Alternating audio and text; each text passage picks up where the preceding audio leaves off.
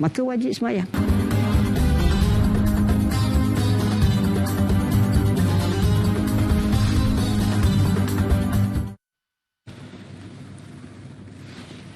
Kembali bertemu dan terima kasih kepada anda semua yang terus bersama kami dalam rancangan Forum Perdana Ehwal Islam. Kita membicarakan tajuk Takut Allah atau Takut COVID-19. Sebelum berehat tadi, saya lontarkan sedikit persoalan kepada Yang Berhormat Datuk tentang SOP yang berlaku di negara jiran yang juga menjadi pertanyaan masyarakat. Umpamanya solat Jumaat sebagai contoh, Yang Berhormat Datuk, kenapa di negara kita ini tidak boleh digilirkan solat Jumaat itu, contohnya buat sampai 2 kali ataupun 3 kali? Kenapa di negara orang lain boleh, di negara kita tak boleh? Mungkin sedikit penjelasan daripada Datuk, silakan. Saya ucap terima kasih. Sebenarnya apabila kita sebut hukum ni, ramai orang salah anggap dan mereka menganggap bahawa yang beri pandangan itu mungkin seseorang sahaja. Sebagai contoh, mungkin dianggap Menteri Agama beri pandangan. Nampak bila soalan-soalan ditanya dalam Facebook kepada kami, kenapa gini, kenapa begini. Sejujurnya, saya nyatakan pada malam ni, mana-mana keputusan yang besar yang hendak kita lakukan, yang menjadi sudah barang tentu kontroversi atau perlu mengambil kata sepakat, maka pada masa itu kita akan panggil para ashabus samahah mufti dan juga ahli-ahli majlis muzakarah fatwa yang dilantik. Kita panggil bukan seorang, tapi semua ashabus samahah atau wakilnya. Begitu juga apabila kita panggil tersebut, kita sediakan kertas kerja. Kita kira bahas ilmi. Bukan sekadar itu, kita akan tengok terkait dengan pakar kepada apa. Pakar kesihatan kita akan panggil untuk dapat olahkan pandangan. Sebab al-hukmu ala syai' far'un an tasawwuri. Nak menjatuhkan satu hukum, maka kita itu adalah sejuzuk daripada cabang. Kita kena gambarkan dulu hukum tu macam mana. Orang panggil penjelasan dengan sejelasnya. Barulah kita ambil satu-satu keputusan. Tak cukup dengan itu, bila mana mereka bincang, mereka ni bebas beri pandangan, beri pendapat satu persatu. Ashabus samahah, saya tengok mereka yang begitu aktif bila beri pandangan masing-masing. Selepas daripada itu, barulah hukum tersebut dikeluarkan. Dan hukum yang dikeluar itu menghadap kepada Kebawah Duli Yang Maha Mulia Tuanku Agung dan majlis raja-raja ataupun dipersembahkan. Kemudian barulah diambil pandangan. Artinya satu-satu hukum yang kita nak keluar itu, dia melalui prosesan demi prosesan supaya ianya tidaklah bercanggah dan dia bukanlah menjadi keadaan kita kelang kabut. Sebab itu saya rasa syukur pada Allah, negara kita kebanyakan pandangan kita beri adalah hampir sama semuanya. Dan hukum dan fatwa seperti ini yang diajar dalam ilmu kefatwaan, di mana kadang-kadang tidak sesuai, kita nak cedok satu pandangan apabila suasana keadaan berbeza. Tempat kita keadaannya berbeza. Dalam kitab seperti Abdullah bin Bayyah, kitab Sina'atul Fatwa sebagai contoh, dan beberapa kitab seperti Ibn Hamdan berkenaan Adabul Fatwa Al-Fatwa ni, dia menyebut tentang mengambil hukum maslahah dan juga suasana setempat. Bahkan Syekh Asy'arawi menyatakan ar-ra'yu al-marjuh in kana ma'ahu maslahah fatakun rajihah. Lebih kurang begitulah. Maksudnya pandangan yang marjuh, yang lemah, tak kala bersamanya ada maslahat, maka dia akan jadi kuat. Jadi apa yang kita putuskan ini, kita tengok kesesuaian. Dengan kita meraihkan mazhab kita adalah mazhab Syafi'i. Dan mazhab Syafi'i ini kita akan ikut Imam Syafi'i dan juga Syawafi', ulama-ulama Syafi'i seperti Imam Nawawi dan seumpamanya. Dan kita mungkin keluar jika sekiranya maslahat berlaku. Tapi bila kita buat macam itu, itulah tertibnya. Bila tertib macam itu, kita tak buat macam sembahyang kita kata 2-3 kali. Kenapa kita tak buat macam ni? Buat masa ni dan mungkin akan berubah. Tapi buat macam kenapa? Kerana persoalannya bukan masalah kita nak sembahyang 2-3 kali. Masalahnya kita nak suruh supaya jarak, supaya jangan berkumpul, supaya berlaku selamat daripada wabak. Kalau macam setengah negeri kerana dia masjid sempit, Macam contohnya di satu tempat masjid sempit, jadi tak ada. Maka ijtihad mereka kita buat 2-3 kali. Maka itu juga berlaku. Tapi kita bukan masalah isu masjid sempit. Bukan masalah ni. Masalahnya sekarangnya wabak. Masalahnya sekarang kita nak mengatakan bahawa sebaik mungkin mereka beruzlah, berada di rumah masing-masing dalam keadaan mematuhi SOP, maka itu isunya. Jadi bila itu isunya, maka kita katakan bahawa kita melihat kepentingan untuk kita solat berjemaah itu ada, dan kita telah mendirikan fardu kifayah.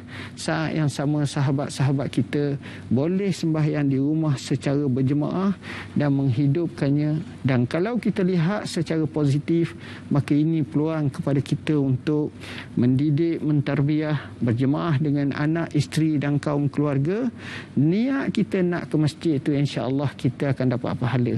Satu hadis yang menarik, Rasulullah SAW menyatakan ada 7 golongan yang mendapat lindungan arasy Allah. Sab'atun yuziduhumullah yauma la zilla illa zilluh. Salah satunya rajulun qalbuhu mu'allaqun bil masajid, lelaki yang hatinya sentiasa bergantung kepada masjid. Bukan sekadar pergi, bergantung pun. Ingat nak pergi masjid, dia akan dapat pahala dan dapat lindungan arasy Allah. Wallahu a'lam. Alhamdulillah. Baik, itu penjelasan yang telah diberikan oleh Berhormat Menteri. Saya ingin berkongsi kepada anda di rumah, mungkin anda nak mendapatkan maklumat tambahan, bacaan tambahan. Di tangan saya ini ada beberapa buku dan makalah yang telah diterbitkan oleh Pejabat Menteri Hariwal Agama yang boleh anda dapatkan secara percuma. Di mana? Mai, saya tunjukkan kepada anda. Anda pergi saja ke laman sesawang www.mira.gov.my, www.mira.gov.my. Anda lihat laman sesawang ini, klik bahagian muat turun dan tekan di kolom Al-Bayan. Apabila anda tekan kolom Al-Bayan, di sini terdapatnya makalah-makalah terkini yang kita bincang malam ini. Takut Allah atau takut COVID-19 telah dimuat naik oleh Pejabat Menteri Hariwal Agama untuk anda baca dan anda teliti untuk tambahkan maklumat dan sebagainya.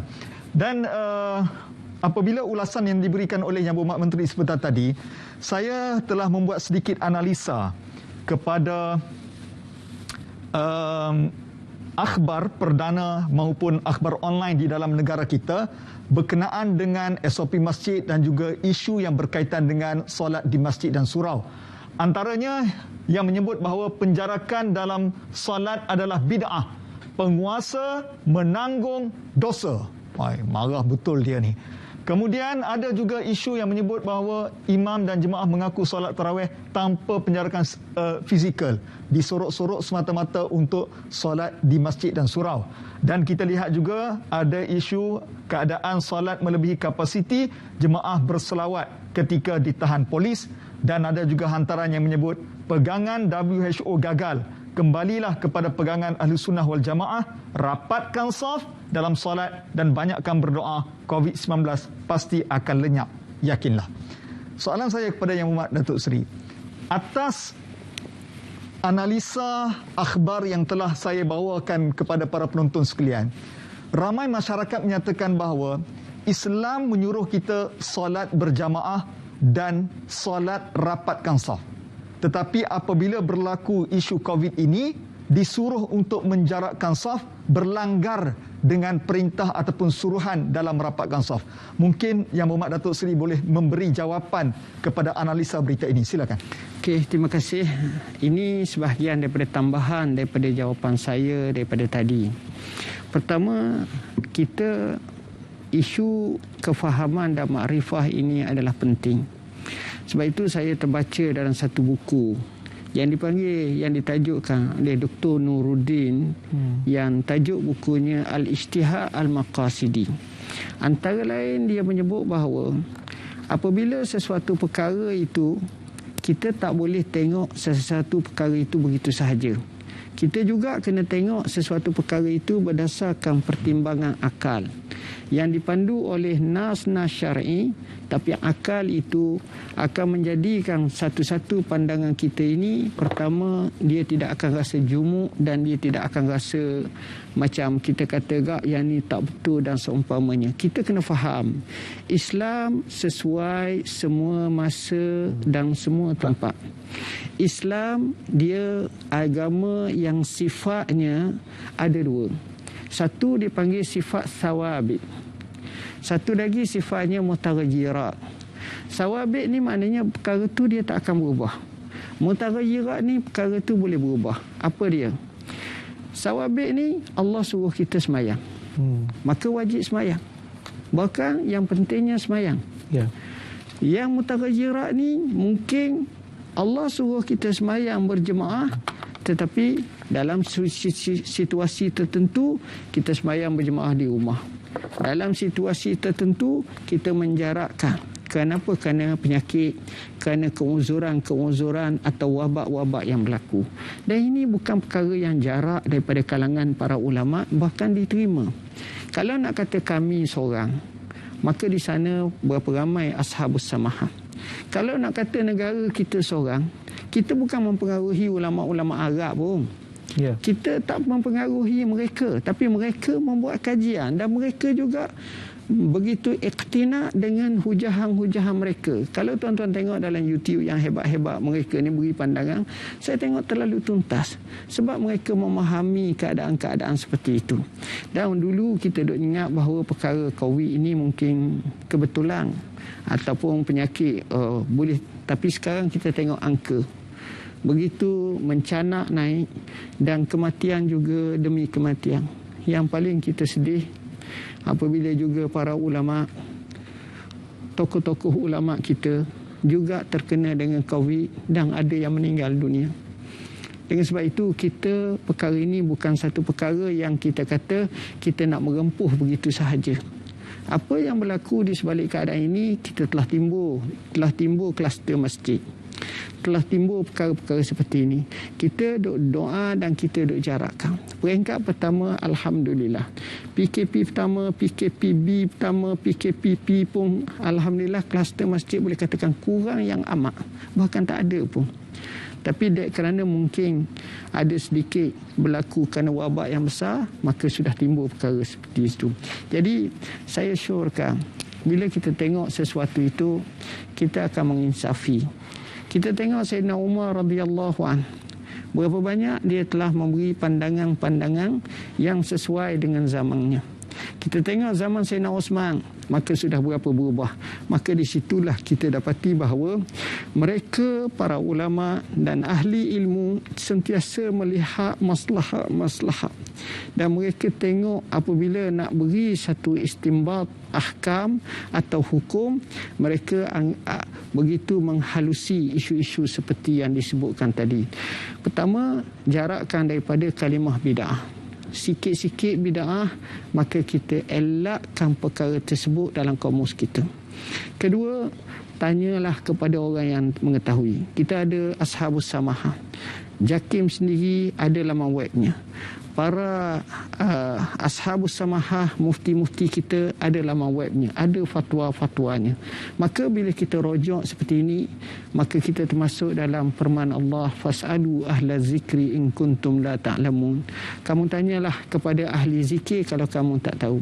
Ahli zikir ni maknanya ahli ilmu. Jadi mesti kita dapat maklumat yang sebaiknya, dan kita bukan sekadar menulis, melihat orang ni pandang, orang ni pandang, orang ni pandang, tapi kita tengok apa yang sebenarnya, apa yang telah dibahaskan, apa yang telah dimunaqasyahkan oleh para ulama. Alhamdulillah, untuk penegasannya, banyak persoalan yang ditanyakan tadi, kami telah hantar soalan-soalan sebahagiannya kepada masyayikh, Syekhul Azhar, Mufti Mesir, begitu juga Mufti Emirat Arab Bersatu, Allamah Syekh Abdullah bin Bayyah.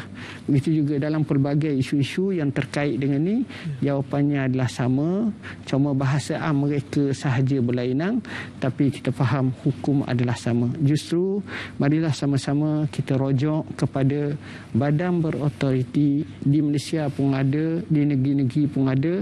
Mudah-mudahan kita sama-sama kembali dan bertauk, dan kita jelas bila kita bercakap beragama ala bayyinatin, atas kenyataan, atas hujah, atas dalil, atas pandangan yang kukuh, insya-Allah kita semua akan selamat. Terima kasih pada Yang Berhormat Datuk di atas penjelasan kepada kita tadi tentang isu yang sangat penting yang kita bicarakan pada malam ini, takut Allah ataupun takut COVID-19. Satu isu yang sangat penting Yang Berhormat Datuk yang kita tak boleh tidak kita mesti tanya Datuk pada malam ni lah isu vaksin. Ada beberapa isu tentang vaksin ini. Antara persoalan masyarakat ialah adakah sebenarnya sudah ada pengesahan daripada para ulama dunia. Satu. Yang kedua, adakah mereka itu sendiri sudah divaksinkan? Sebab kadang-kadang mereka menyatakan boleh, harus, tapi dari sudut amalan ataupun perbuatan, adakah mereka sudah mengambil ataupun tidak? Mungkin sedikit ulasan daripada Yang Berhormat Datuk. Okey. Alhamdulillah, masalah vaksin ini untuk virus COVID-19 ni cukup menarik.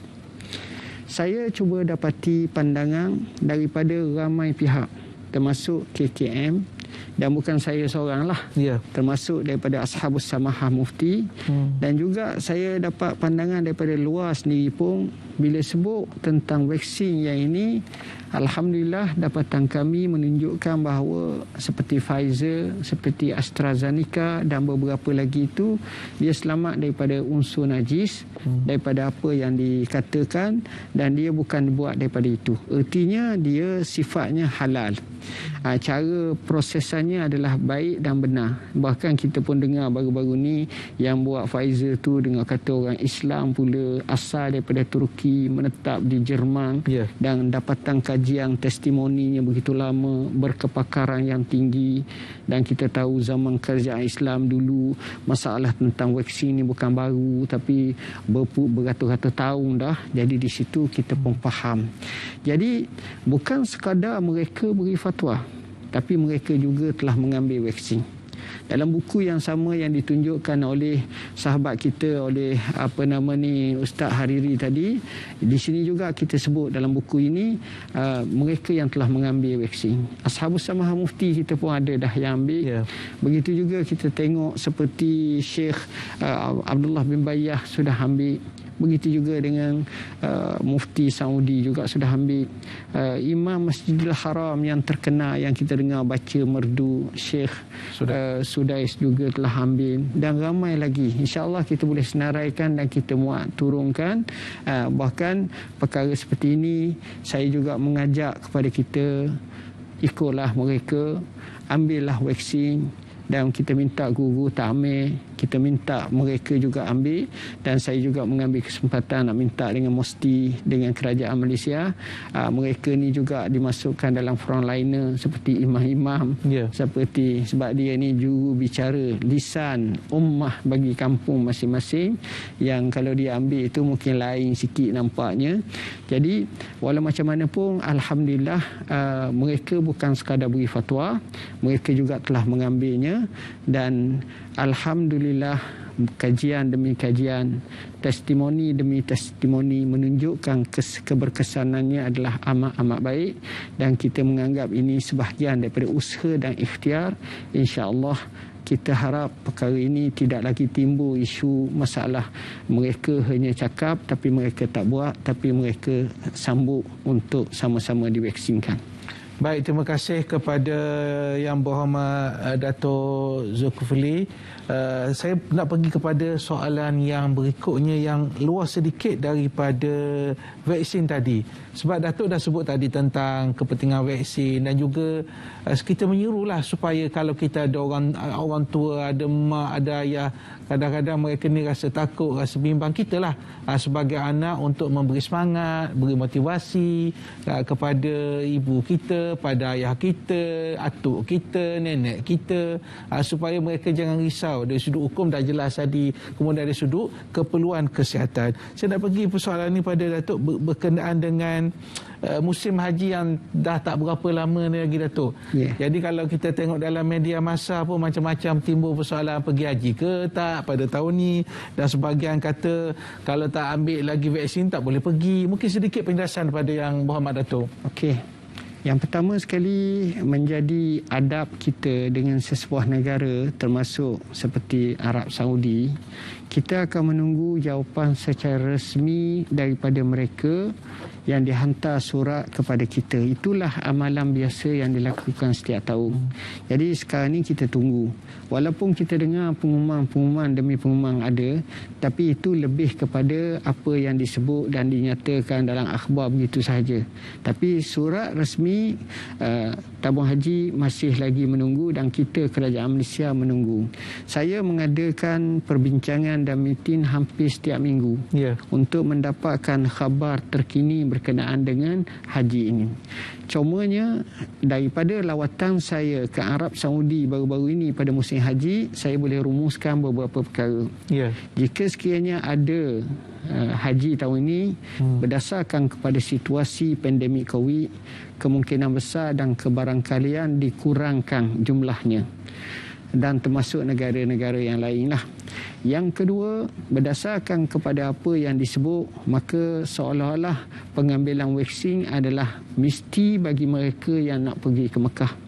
Alhamdulillah, tabung haji mengambil satu inisiatif dan telah mevaksinkan melalui KKM lebih daripada 4,000 orang, dan ini sebagai standby. Jika sekiranya mereka boleh pergi, maka mereka telah bersiap siaga.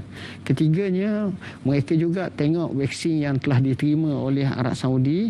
Setakat yang saya tahu baru 2, tapi insya-Allah mungkin akan lain lagi, Pfizer dengan AstraZeneca, dan insya-Allah yang lain juga mungkin akan diluluskan berdasarkan daripada WHO. Walau macam mana pun kita akan tanya. Dan yang ketiga, yang akhir sekali, kita tengok kita telah bina SOP bagaimana pelaksanaan itu perlulah mengikut dan mematuhi SOP yang sebenarnya. Marilah sama-sama kita doa kepada Allah, semoga kita pada tahun ini ada wakil daripada Malaysia, kita boleh hantar rombongan haji tidak banyak pun sedikit sebagai menyahut perman Allah ataupun apa yang Allah sebut, wa azzim finnasi bil haji ya'tu karijala, dan kita talbiyah dengan labbaik Allahumma labbaik, dan insya-Allah kita harap rakyat Malaysia ada yang dapat dan berpeluang untuk ke Mekah pada tahun ini. Datuk, sebelum kita berehat seketika ni, Datuk sebut di hujung tadi ada 4,000 bakal jemaah haji. Adakah itu jumlah anggaran ke ataupun macam mana? Jumlah itu jumlah tepat sebenarnya, dan kita pilih bukan berdasarkan pada apa, sebab sekarang ni haji kita ikut kota. Sebagaimana tahun lepas sudah ada mereka yang sepatut pergi, tahun ni pun sepatutnya ada. Jadi kita ambil penggiliran berdasarkan keutamaan dan syarat-syarat. Syarat dia setakat ni yang dikhabarkan masih lagi antara 18 sehingga 60 tahun. Itu syaratnya. Dan syaratnya selamat daripada penyakit-penyakit yang berat lah. Syaratnya kalau boleh sebelum berlepas tu kena buat swab test. Kalau boleh, dan itu sebenarnya ada vaksin. Jadi ada pengakuan-pengakuan, ada kesahihan tentang hal itu, dan insya-Allah tabung haji akan menguruskan. Sebab itu kita sekarang ni sentiasa siap siaga untuk mendapatkan sebarang bentuk tindakan berdasarkan maklumat daripada sebelah Arab Saudi, dan perkara ini akan diperhalusilah oleh kerajaan Malaysia dan akan dibincangkan satu persatu. Terima kasih pada Yang Berhormat Datuk di atas penjelasan yang disebut tadi, terutama isu tentang pertanyaan ramai masyarakat. Kami yang tahun lepas patutnya pergi ataupun tidak pada tahun ini. Jadi secara mudahnya jawapannya ialah kita pakai doa, mudah-mudahan Allah Subhanahu Wa Taala memberi ruang kepada kita untuk kita jejak ke Baitullah untuk menunaikan haji, insya-Allah. Saudara penonton yang dirahmati Allah Subhanahu Wa Taala, kita akan berehat seketika. Harapan kami sangat-sangat jangan ke mana-mana, terus bersama kami dalam rancangan Forum Perdana Ehwal Islam. Kita jumpa selepas ini.